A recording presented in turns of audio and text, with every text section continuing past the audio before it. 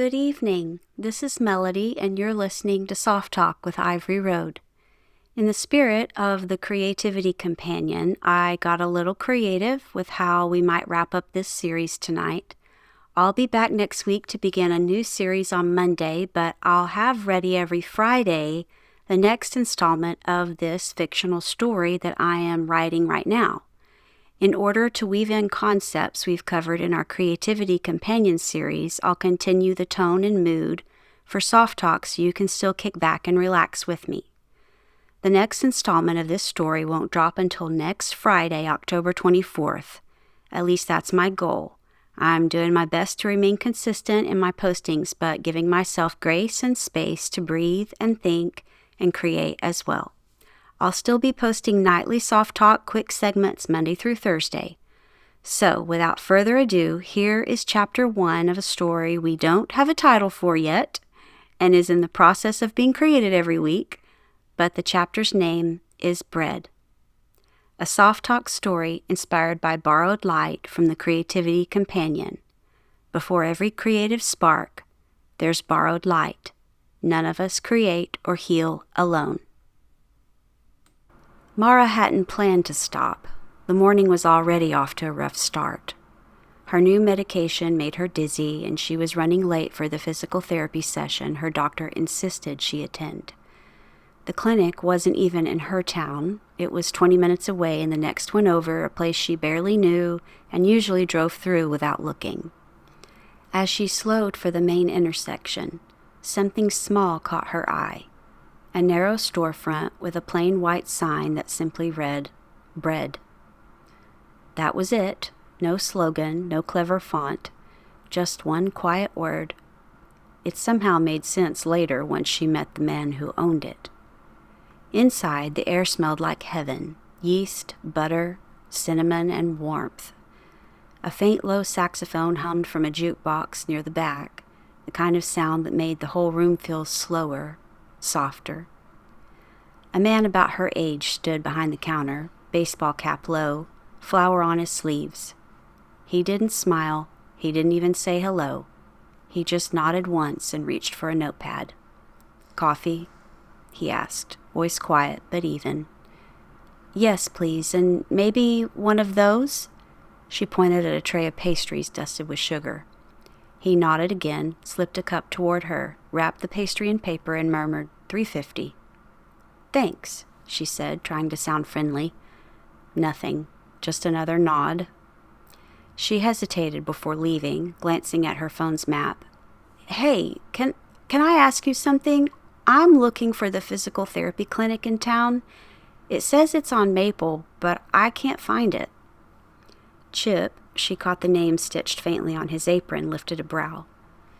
Yeah, it's the old library. They converted it inside, but they never took down the book drop boxes.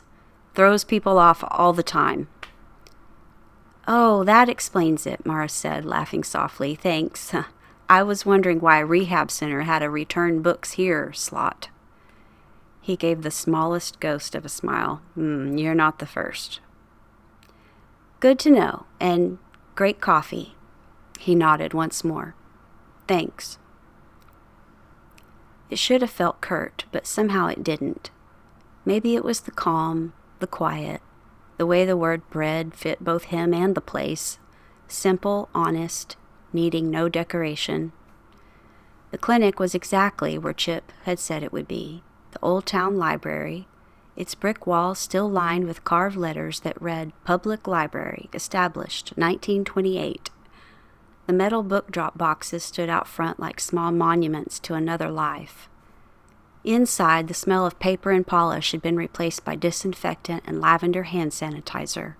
Rows of therapy mats, balance bars, and exercise balls stood where library shelves once were. The sunlight still poured through tall windows that looked like they belonged in a reading room. A young therapist with light brown hair pulled into a bun approached with a friendly smile. "Hi, you must be Mara. I'm Caitlin. First day, right?"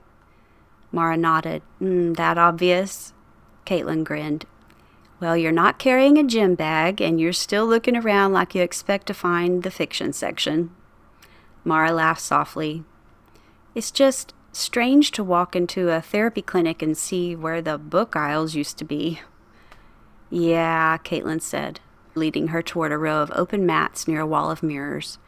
They did a decent job renovating, but every now and then, someone finds an old library card wedged under the flooring. I keep hoping I'll find one. They walked together, their steps echoing faintly in the high-ceiling space. So, Caitlin said, glancing over, how are you feeling today? Any pain, dizziness, or fatigue? A little tired, Mara admitted, mostly from the drive, but I'm okay. Good. That's a start, Caitlin said, her tone warm and genuine. I always like to get a sense of how my patients are walking in before we start moving around. Makes it easier to know what the day needs. Mara smiled, appreciating the kindness tucked inside the routine question. You sound like you've said that a lot. Every morning, Caitlin said with a light shrug, but it still matters. When they reached the far corner of the room, Caitlin motioned to one of the therapy mats. Why don't we start here, she said, setting her tablet on a small rolling cart. Then she looked up again, her tone softening. Why don't you tell me, in your own words, what brings you here and what you'd like your therapy goal to be? Mara hesitated, glancing down at her hands. I had a little health scare 6 months ago. The doctors called it a mini stroke, a TIA. They said it was related to high blood pressure I didn't know I had. Caitlin's voice grew gentle. That must have been frightening. It was, Mara said quietly. Ever since then, I've had trouble with balance and coordination. I just want to feel steady again. I've got 2 teenage daughters, a business to run. I can't afford to walk around like the ground might give out. Caitlin nodded. That's a good goal. Balance takes time, but you'll get there. One small victory at a time. As they began the first exercises, the faint ache behind Mara's ribs reminded her how close she'd come to losing more than her footing. But for the first time in months, she felt a flicker of hope. Something about Caitlin's calm confidence and maybe the comfort of knowing she was already finding small places of steadiness, like the quiet bakery down the street. By the end of the week, bread had become part of Mara's rhythm. She didn't mean for it to happen, it just did. Every Tuesday and Thursday, her physical therapy brought her to this neighboring town, and somehow she always left a few minutes early to make time for a stop at the little bakery with the plain name and the man who barely spoke. Chip had started having her order ready by 9 sharp. She'd walk in, the bell would ring, and without a word, he'd slide a paper cup across the counter and set her pastry on the napkin she liked. She didn't know how he remembered she took 1 sugar but no cream, or that she preferred the almond croissant over the chocolate one, but he did. They never spoke more than a few words. Mara sometimes tried, but his answers were always brief, his eyes steady but cautious, as if language cost him something. So she let the silence be.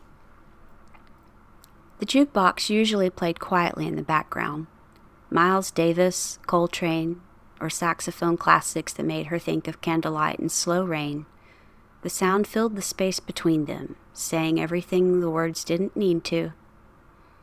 She'd sit near the window after therapy, letting the smell of warm bread replace the sterile tang of exercise bands and antiseptic. Little by little, she found herself looking forward to the quiet.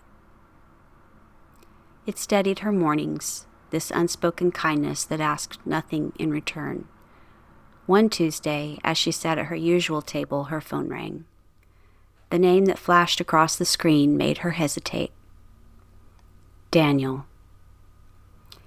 He'd come into her life with color, bright shirts, bold laughter, words that made her feel alive again, but lately the color came with control. Daniel had started using her exhaustion as leverage, weaving concern into every suggestion and every request. She answered anyway. Hey, I've been thinking, he said, voice warm and confident. You're doing too much on your own. You need to let someone help you relax, take the pressure off. Why don't you come away with me this weekend? Just let me take care of everything." "Daniel, that's fast," she said, her pulse rising. "You said yourself you're tired of being pulled in every direction, the business, the girls, all of it. I just want to help you unwind. You've earned that, haven't you?" It was the same pattern, affection that sounded like rescue, just a little too pushy. "I'll think about it," she said quietly, ending the call. When she looked up, Chip was watching from behind the counter, hands still. For the first time since she'd met him, he spoke without prompting. "You good?" he asked, voice low but steady. Mara blinked, startled. "Oh, yes, it's fine. Just someone who wants me to push through my comfort zone, I guess." Chip frowned slightly. "Well, sometimes comfort zones are there for a reason." She smiled weakly. "You think so?" "I know so," he said, turning back toward the espresso machine. Then, after a pause, "Boundaries don't mean you're afraid. They mean you remember what it cost you last time." The words landed deeper than he could have known. He poured her a fresh to-go cup and slid it across the counter. "You'll be late for therapy," he added, nodding toward the clock. "You could stop by later if you want." Something in his tone, soft, almost shy, felt like an open door. That afternoon, when Mara walked into bread, it was buzzing like never before. Every table was filled, retirees chatting over muffins, parents juggling toddlers, a few college students tapping on laptops. Even the stools along the counter were occupied. Her usual seat, the little corner by the ivy plant, was taken.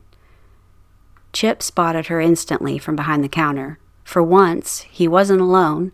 2 young employees, both in aprons dusted with flour, were taking orders and pulling espresso shots. Mara hadn't even known he had help. He motioned subtly for her to come around to the end of the counter.